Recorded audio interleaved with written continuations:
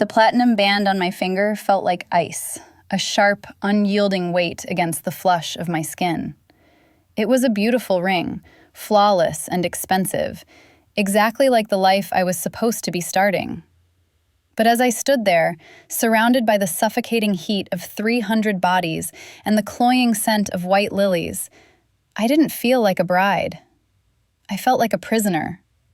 Across the sea of black ties and sequins, Sloane's gaze found mine. It didn't waver. It cut through the noise, the toasts, the pretense. Everyone here was celebrating a beginning. But looking at her, I knew I was starring in a performance that was about to end. The engagement party was a masterpiece of logistics, a relentless assault of perfection. Every napkin was folded into a swan, every light was dimmed to the exact lumen of romance, and every guest had been vetted for maximum social capital. It was flawless. It was terrifying. David stood beside me, his hand resting on the small of my back. It was a proprietary touch, steady and warm, the kind of touch that should have been comforting. Instead, it felt like a label being affixed to a product. "You look beautiful," he whispered, leaning in as a photographer snapped a candid. I smiled, the muscle memory taking over. "Thank you," I said. The words tasted like ash. He was everything I was supposed to want.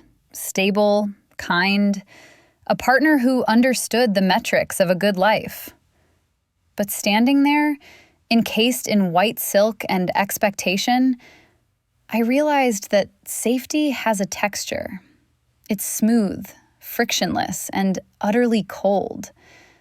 I watched him laugh at his boss's joke, a practiced, easy sound, and felt nothing. No spark, no coil of tension in my gut, just a flat, gray line where my pulse should have been racing.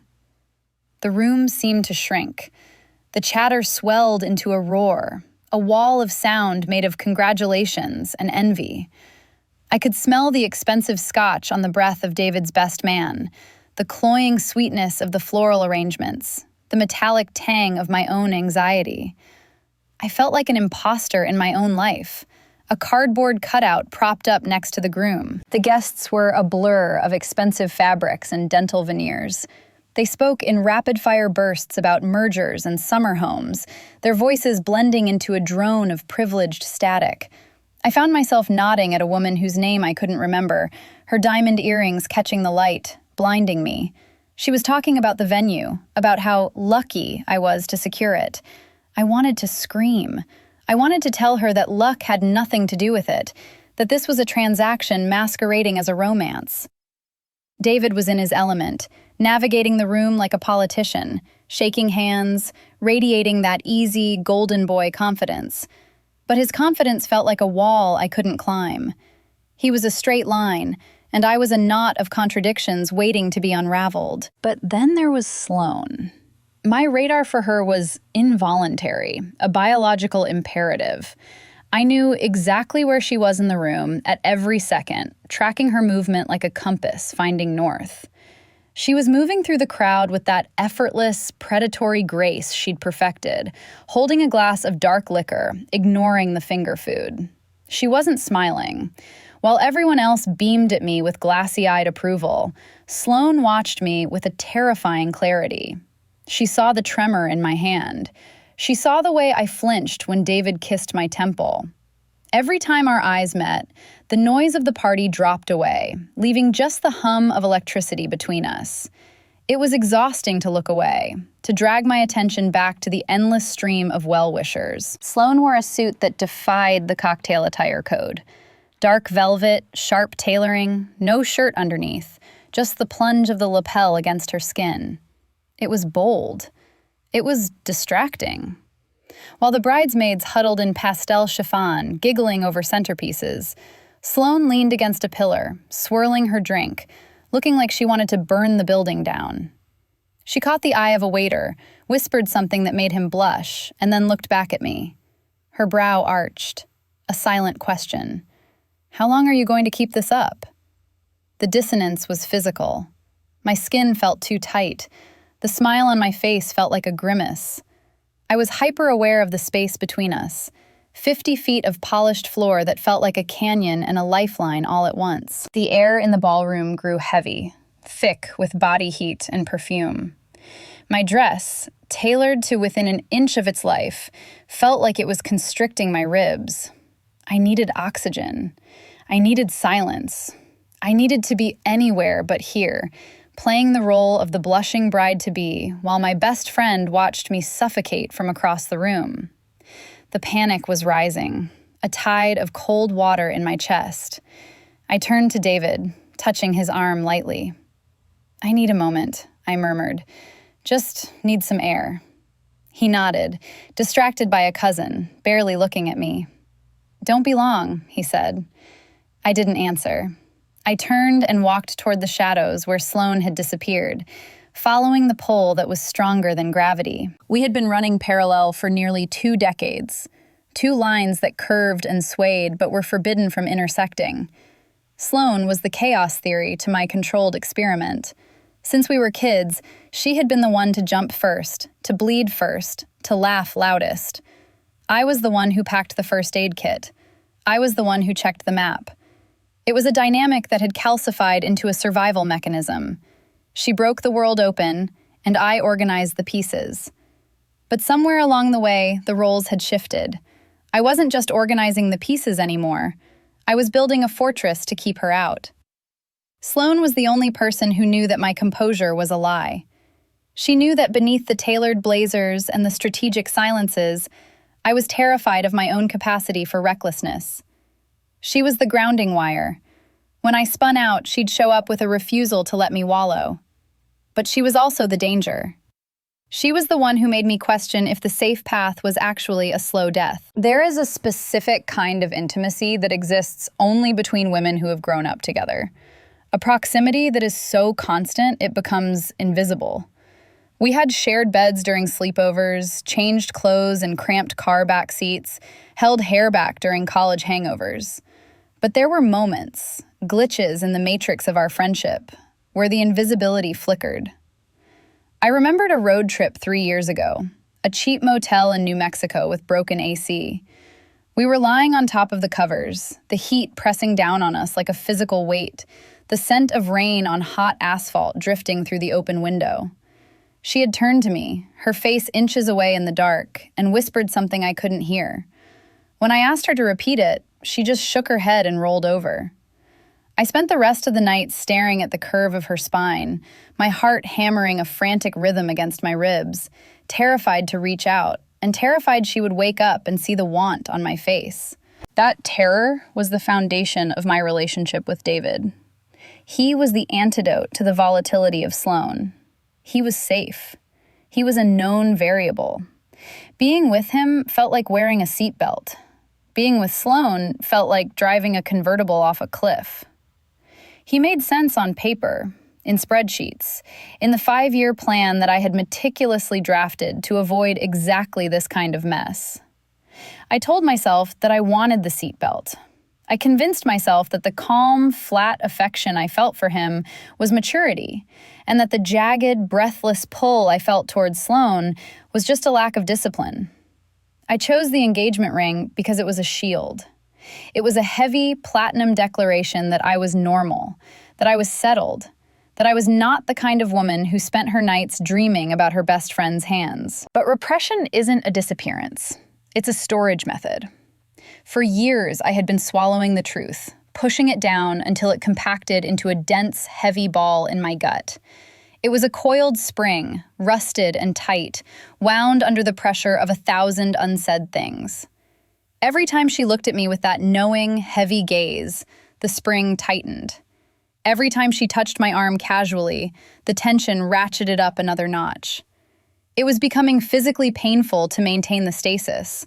I was walking around with a chest full of shrapnel waiting to explode, and tonight, the fuse was lit. I reached the edge of the ballroom, the air cooler here, away from the crush of bodies.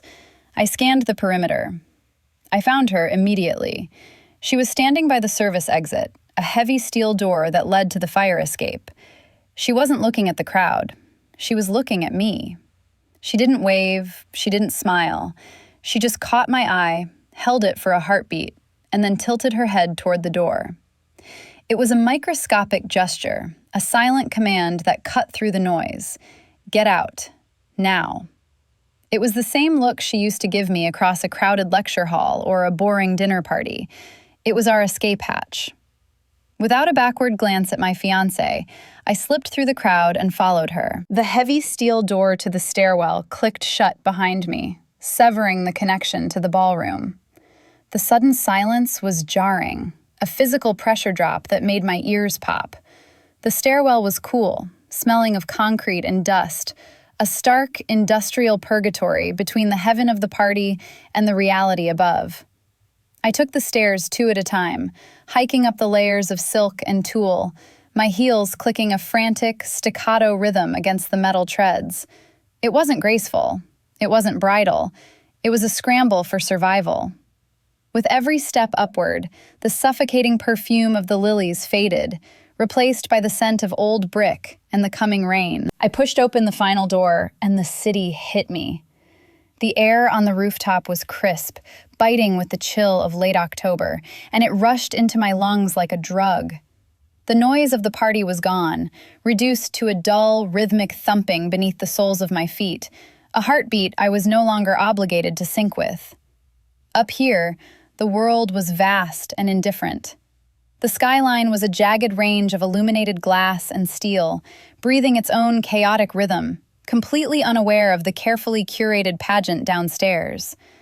The wind whipped the loose strands of hair across my face, stinging my eyes, and for the first time in 6 hours, I didn't reach up to fix it. I let the perfect updo unravel. Sloane was already there. She had claimed a spot on a low concrete wall near the edge, her legs dangling over the side, looking out at the grid of traffic below. She didn't turn around when the door scraped open. She didn't need to. She knew I would come. Beside her, resting on the rough gravel of the roof, was a bottle of amber liquid that caught the ambient city light. It wasn't the house wine they were serving downstairs. It was a bottle of vintage bourbon, the kind my father kept locked in his study for men of consequence. Next to it sat 2 heavy crystal tumblers she must have swiped from the bar. The sight of them, the illicit bottle, the stolen glasses, made a laugh bubble up in my throat, a raw, jagged sound that surprised me. "I hope you didn't get caught taking that," I said, my voice sounding thin in the open air. I walked toward her, the gravel crunching under my heels. Sloane turned then, her movement fluid and slow. The wind caught the lapels of her velvet suit, exposing the smooth line of her throat. "Please," she said, her voice low, carrying effortlessly over the wind.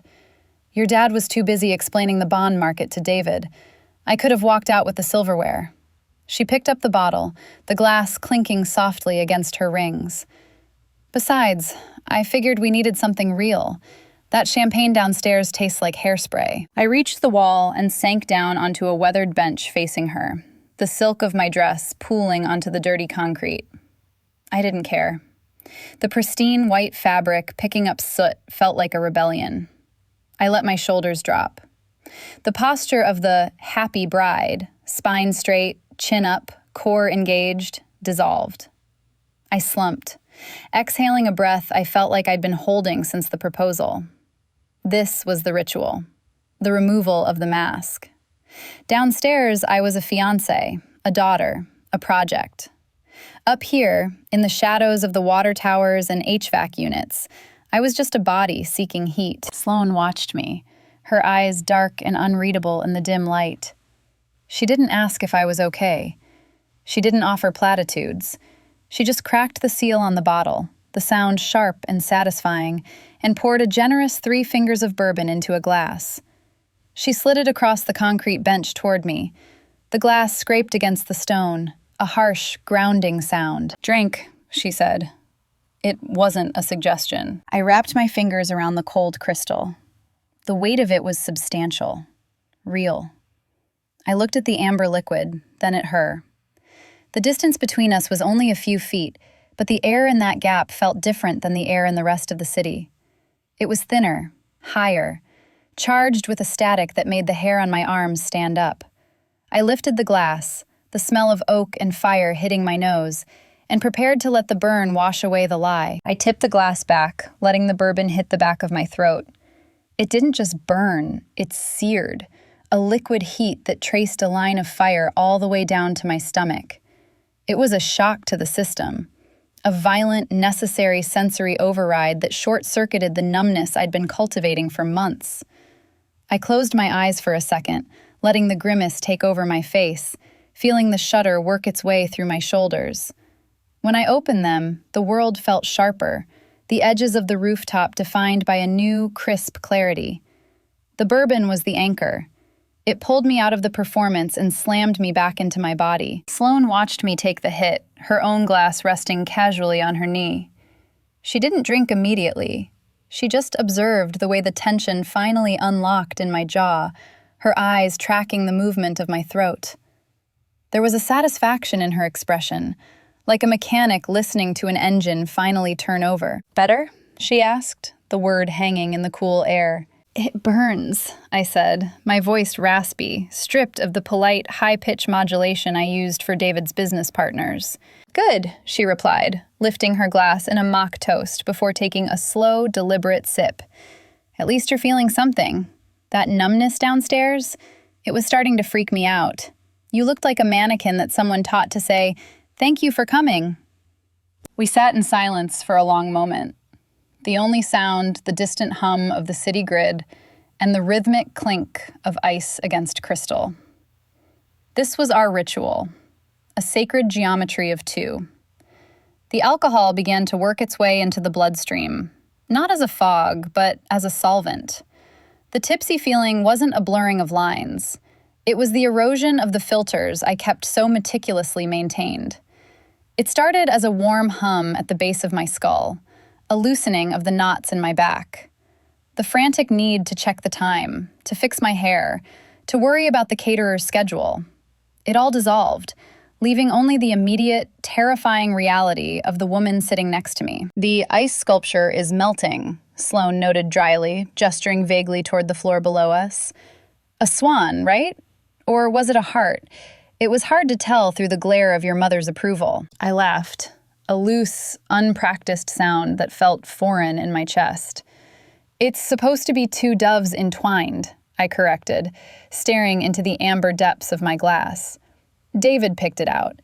He said it symbolized fidelity and grace. Sloane snorted, a sharp, derisive sound that cracked the solemnity of the night. Fidelity and grace. Sounds like an insurance policy, not a marriage. She shifted then, sliding an inch closer on the concrete bench. The movement was casual, a readjustment of posture, but the effect on me was seismic. The distance between us shrank to a dangerous proximity. I could smell her now. Not the generic floral scent of the party, but her specific, maddening mix of sandalwood, expensive tobacco, and clean skin. It was a scent that triggered a Pavlovian response in my nervous system, a sudden spike in heart rate that had nothing to do with the caffeine in the espresso martinis I'd skipped. My knee was inches from hers. The silk of my dress brushed against the rough velvet of her suit leg. That tiny friction, that almost touch, felt louder than the traffic below. The air between us thickened, charged with a static electricity that made the fine hairs on my arms stand up. It was the tipsiness talking, I told myself. It was just the liquor lowering the guardrails. But the guardrails were there for a reason.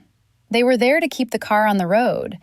And right now, I felt the wheels slipping. "You're good at it, you know," Sloane said, her voice dropping an octave, losing the teasing edge. She wasn't looking at the skyline anymore. She was looking at the side of my face, studying my profile like it was a map she was trying to memorize. The smiling, the nodding, the way you lean into him just enough to make it look real, but not enough to actually lose your balance. I stiffened, the residual instinct to defend the lie kicking in. "It is real, Sloane. He's good. We have a plan. We have a trajectory." "A trajectory," she repeated, testing the word like it tasted bad. "You talk about your life like it's a merger, Em. We have a trajectory. We have a 5-year strategy. Listen to yourself." She turned her body fully toward me, ignoring the view, ignoring the cold. Her knee bumped mine, a solid, deliberate contact that sent a jolt of heat straight up my thigh. She didn't pull back. I'm not asking about the plan. I'm asking about you. When he touches you, does it feel like this? She didn't specify what this was. She didn't have to. This was the bourbon burn. This was the wind biting our cheeks.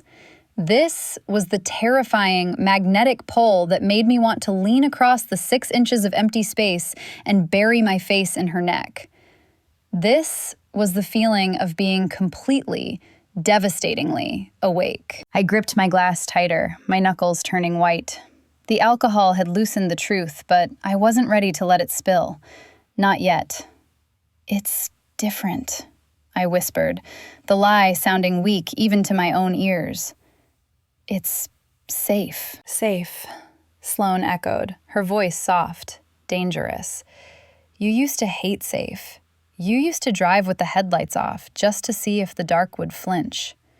She leaned in, her face catching the half-light of the city, her eyes dark pools of challenge. Now you're marrying safe, and I'm sitting here watching you suffocate in a dress that costs more than my car, wondering when the hell you decided that safe was enough to keep you alive. Safe isn't a life goal, Em, Sloane said. Her voice had lost all traces of the party's forced levity. It was stripped down to the raw, gravelly timbre that I usually only heard at 2 a.m., after the bars closed and the defenses were down. Safe is where you go when you're done trying. Safe is a coffin with a nice lining. She stopped swirling her glass. She stopped looking at the skyline. She turned her entire body toward me, planting her boots firmly on the gravel as if bracing for impact. And then she looked at me. Really looked at me. For the last 6 months, ever since the ring went on my finger, Sloane had looked at me with a soft, blurry kind of support. She had looked at me like a bridesmaid. She had looked at me like a friend who was happy because I was supposed to be happy. But that look was gone now. In its place was something sharper, something that felt less like affection and more like a dissection. It was the gaze of a woman analyzing a structural failure. She swept her eyes over my face, tracing the tension in my jaw, the tightness around my eyes, the way my hand was still gripping the glass like a lifeline. It was an unflinching assessment, void of the polite filters we'd both been clinging to. She wasn't seeing the bride-to-be. She was seeing the cracks in the foundation. You're miserable, she stated. It wasn't a question. It was a diagnosis. The denial rose in my throat. Automatic, practiced. The same script I'd been reciting to my mother, to David, to myself. I'm just stressed. It's just the planning. It's pre-wedding jitters. But the bourbon sat heavy and warm in my stomach, and the cold wind was stripping away the artifice layer by layer. The lie died on my tongue. I looked at her, at the dark intensity of her eyes, and I felt the heavy velvet curtain of my performance finally collapse. I'm tired, I whispered. The admission felt dangerous, a small stone pulling a landslide behind it. I am so tired, Sloane. I feel like I'm holding my breath. Every time I walk into a room with him, I have to shrink. I have to turn down the volume on everything I am just to fit into the space he leaves for me. I let my head drop back against the rough brick of the wall behind us, exposing my throat to the night air. I feel like I'm playing a character in a movie I wouldn't even watch, and I don't know how to stop without ruining everything. The silence that followed wasn't empty. It was heavy, pressurized. I waited for her to tell me it was normal. I waited for her to tell me that every bride feels this way, that marriage is compromise, that David was a good man and I was just cold feet walking. You think you're ruining it, Sloane said softly, but you're just waking up. I lifted my head to look at her. She had leaned forward, her elbows resting on her knees, invading my personal space in a way that made my breath hitch.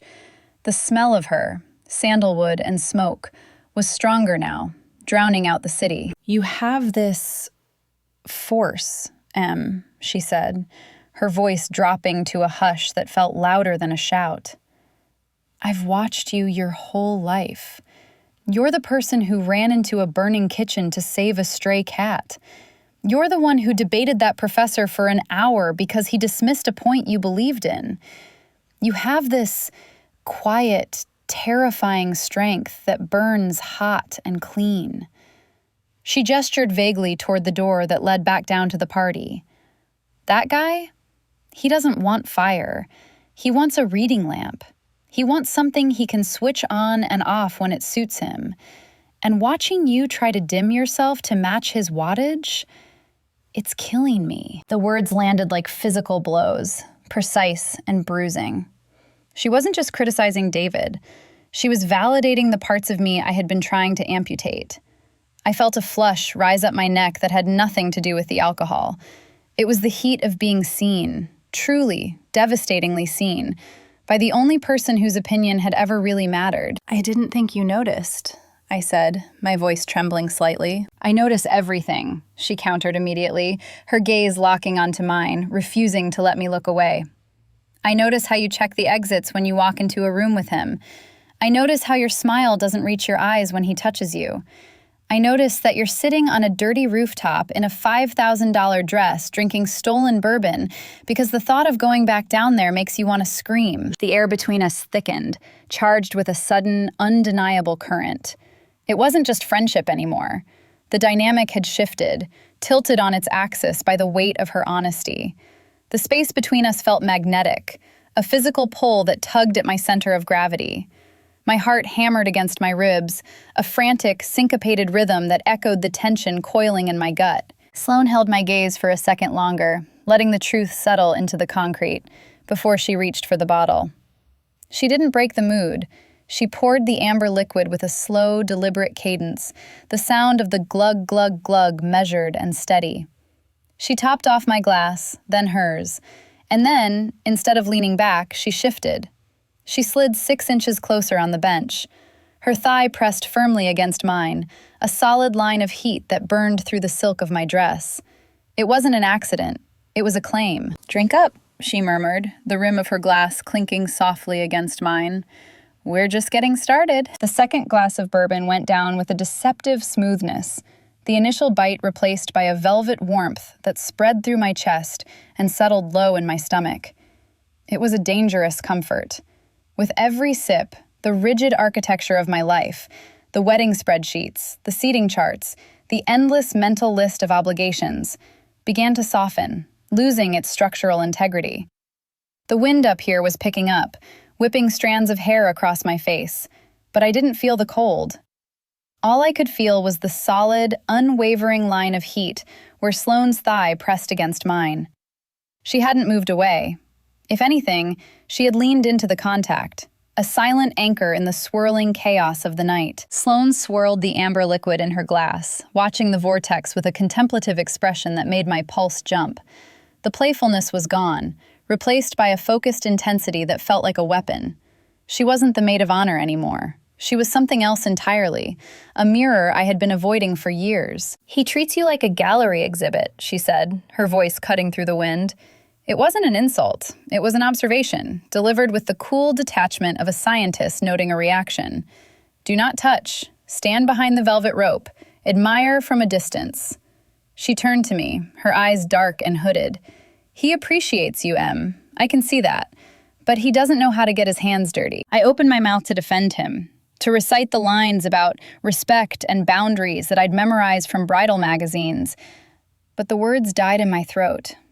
They felt hollow up here in the dark. "He respects me," I managed, though it sounded more like a question than a statement. Sloane laughed, a low, rough sound that vibrated through the bench and straight into my spine. "Respect is great for a business partner. It's necessary for a roommate." She shifted, turning her body so she was facing me more fully, her knee sliding against mine with deliberate friction. "But you don't look at a partner with respect at 2 a.m. You look at them with hunger. And when I watch him look at you, I don't see hunger. I see satisfaction. He thinks he's won a prize." Her gaze dropped to my mouth, then back up to my eyes. The air between us thickened, becoming viscous and heavy. "You're not a prize, Em. You're a wildfire. And he's walking around with a fire extinguisher, terrified that you might actually burn something down. The metaphor hit me in the chest.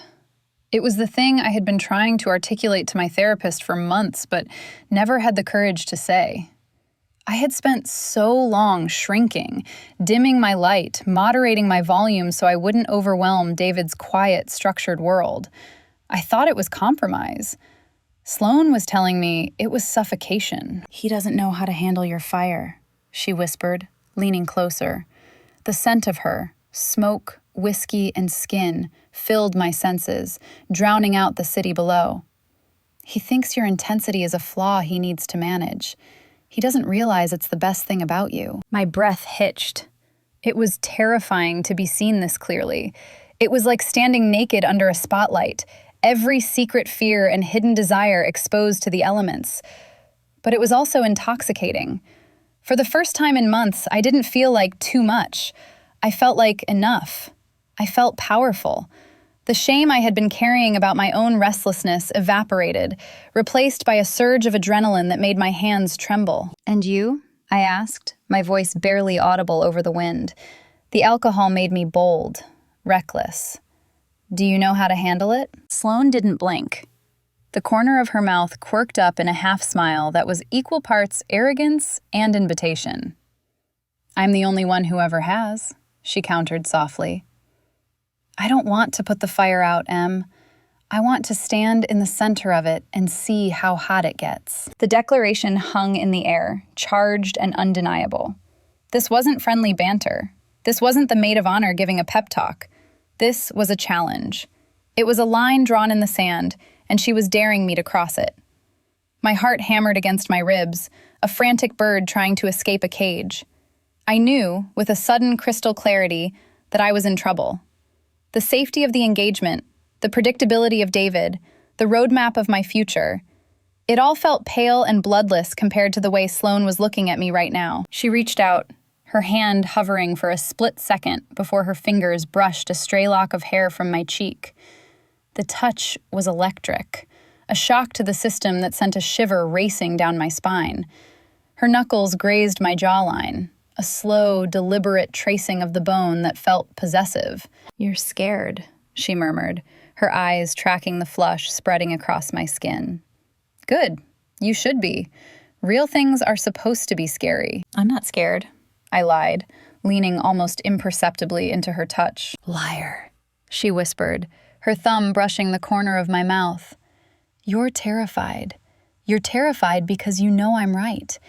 And you're terrified because you know that if we keep talking like this, you're never going back down those stairs." Sloane's hand didn't retreat. It stayed there, cradling the line of my jaw, her thumb resting just beneath my bottom lip. It was a heavy, grounding weight, warm against the chill of the October wind. The air around us seemed to thin out, the oxygen replaced by a sudden, sharp awareness of proximity. That touch anchored me. It wasn't the tentative, polite contact of a friend comforting a bride-to-be. It wasn't the proprietary, practiced hand of a fiancé showing off his acquisition. It was deliberate. It was a claim. I stopped breathing. My lungs simply suspended operations, deciding that the sensation of her skin on mine was more critical than air. In the silence of the rooftop, the contrast became violent. When David touched me, it felt like he was handling a loaner car, careful, respectful, terrified of scratching the paint. But Sloane's touch was different. Her fingers mapped the tension in my neck with a familiarity that made my head spin. She touched me like she wrote the manual on my nervous system. "I tried, Em," Sloane said, her voice dropping to a register I hadn't heard in years. Low, husky, stripped of all the party affectation. She wasn't looking at my eyes anymore. She was watching the movement of her own thumb as it brushed the corner of my mouth. "I really did. I bought the dress. I organized the shower. I smiled at your aunt who keeps asking when you're going to start a family. I played the part." She let out a short, sharp breath, a cloud of frustration misting in the cold air. Her fingers slid back into my hair, gripping the nape of my neck, the pressure firm and demanding. I told myself I could do it. I told myself that as long as you were happy, I could stand up there in that ugly chiffon and sign the witness line. I thought I could be the good friend. Her eyes snapped up to mine, and the raw intensity in them hit me like a physical blow. But then I saw you tonight. I saw you standing there in that white dress, looking like you were waiting for a firing squad instead of a future. And I realized I'm a terrible liar, and you're an even worse one. My heart hammered a frantic rhythm against my ribs, loud enough that I was sure she could feel the reverberation through the layers of silk and velvet. The alcohol in my system wasn't blurring the edges anymore. It was sharpening them. It stripped away the guilt, leaving only a terrifying clarity. I realized, with a jolt that started in my stomach and ended in my fingertips, that I had never felt this way with David. Not once. I had felt safe with him. I had felt appreciated. But I had never felt this visceral, magnetic pull that made the rest of the world dissolve into gray static. "Sloan," I whispered, my voice cracking. I didn't know what I was asking for. Permission? Forgiveness? A lifeline? "Don't," she cut in, her voice rough. She leaned in closer until I could feel the warmth of her breath against my cheek. "Don't tell me to stop, because if I stop now, I don't think I can start again. I'm done watching you settle for a life that's 2 sizes too small just because you're scared of the dark." She moved her other hand, sliding it up my thigh, the velvet of her suit brushing against the bare skin above my knee. The sensation was electric, a live wire touching water. It short-circuited every logical thought I had left. The engagement ring on my left hand felt heavy, a cold, foreign object that didn't belong in this atmosphere. It belonged to the girl downstairs, the one who smiled on cue and prioritized stability over fire. It didn't belong to the woman sitting on this rooftop, trembling under the touch of the person who knew the geography of her desire better than anyone else. "I didn't know," I managed to say, though the lie tasted bitter. I think I always knew. I think the safe choice was just a way to run from this terrifying, all-consuming inevitability. "You knew," Sloan corrected gently, her fingers tightening slightly in my hair, tilting my head back to force eye contact. "You just didn't want to look at it. But look at me now, Em. Look at me and tell me you want to go back down there. Tell me you want to walk away from this." The challenge hung in the air, suspended between us like a held breath. I looked at her, the sharp line of her jaw, the dark intensity of her eyes, the way her mouth was set in a line of determined vulnerability. I thought about the party downstairs, the polite conversation, the folded napkins, the life that was waiting for me, perfectly paved and utterly passionless. Then I looked at the way Sloane's hand looked against my skin. The fit was perfect. It wasn't a puzzle piece forced into place. It was the answer to a question I hadn't dared to ask. The connection held like a complex surgical suture, binding us together in a way that couldn't be undone without leaving a scar. "I can't," I whispered. The truth tumbled out, unbidden and absolute. "I can't go back down there." Sloane's expression shifted. The tension around her eyes softened, replaced by a fierce, triumphant heat. She didn't smile. This wasn't a moment for smiling. It was a moment for reckoning.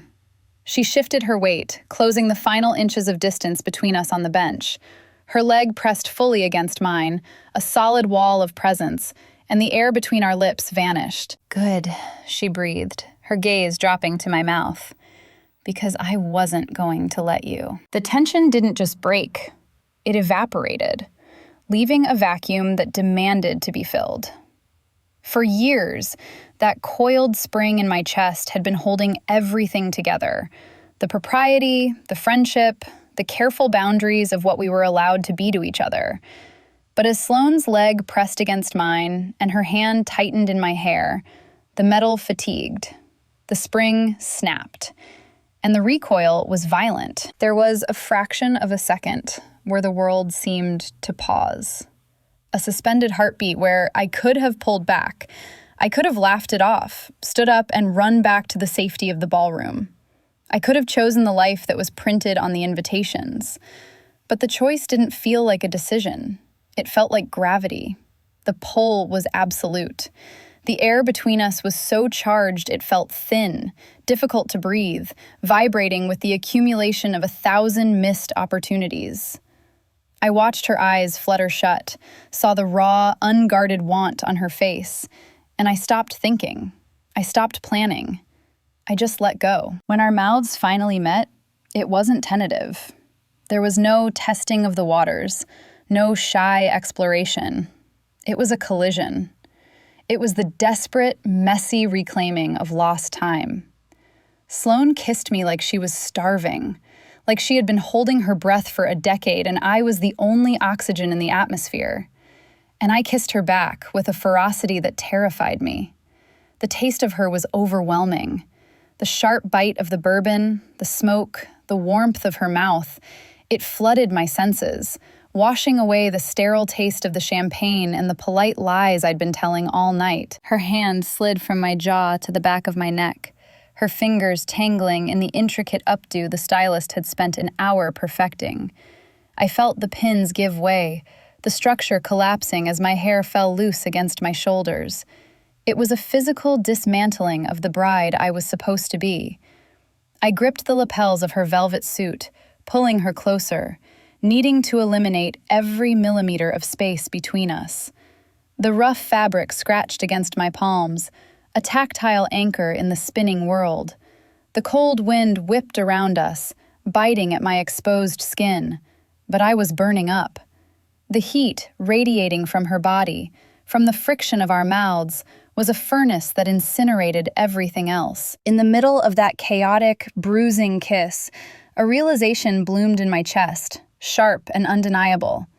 The engagement was over. It wasn't a question of if I would tell David. The very act of this connection had already dissolved the contract. The ring on my finger, which had felt like a heavy badge of honor just an hour ago, now felt like a shackle. It felt like a foreign object, cold and hard against the heat of Sloane's neck as my hand moved to pull her deeper in. The contrast was nauseating. How could I have ever thought that the polite, tepid partnership I had with David was love?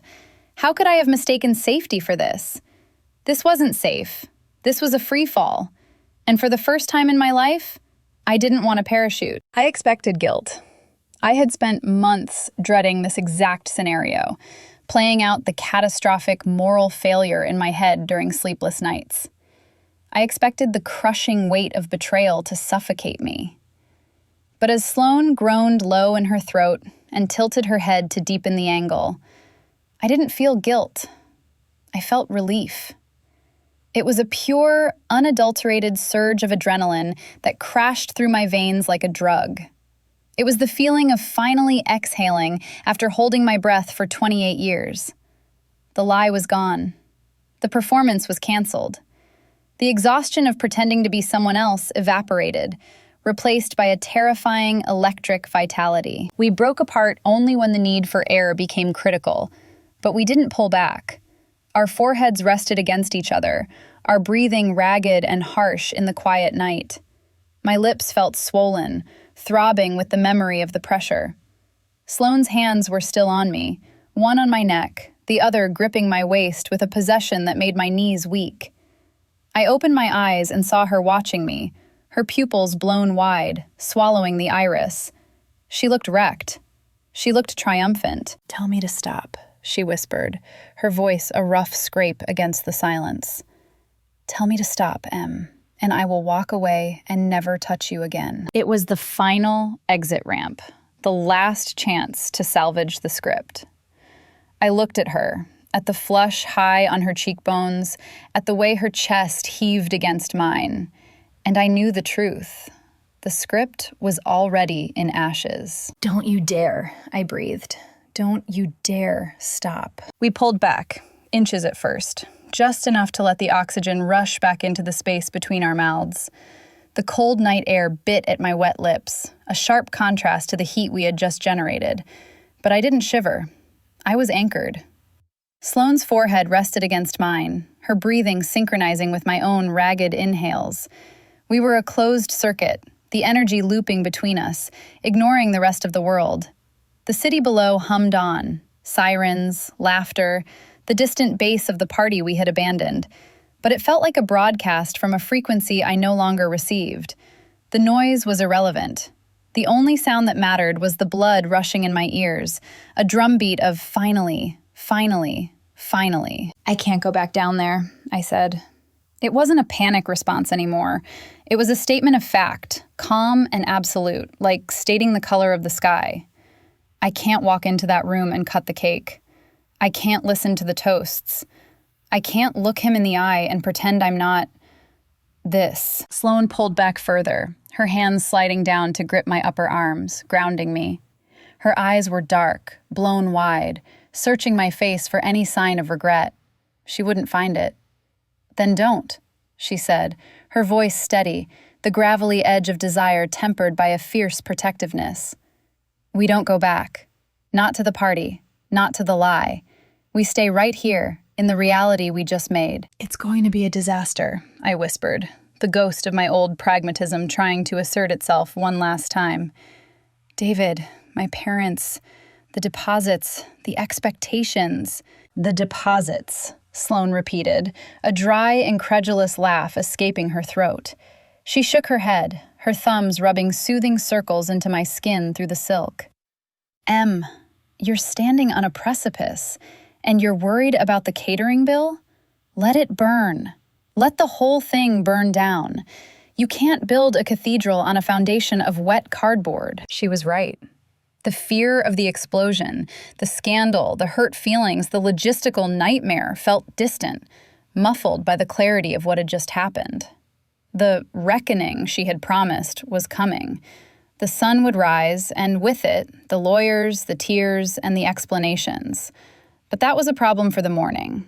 That was a problem for the woman who had to dismantle a life. Tonight, I was just the woman who had finally found her pulse. "Tomorrow," Sloane said firmly, reading the spiral in my eyes. "Tomorrow is for the fallout. Tomorrow is for the apologies and the moving trucks.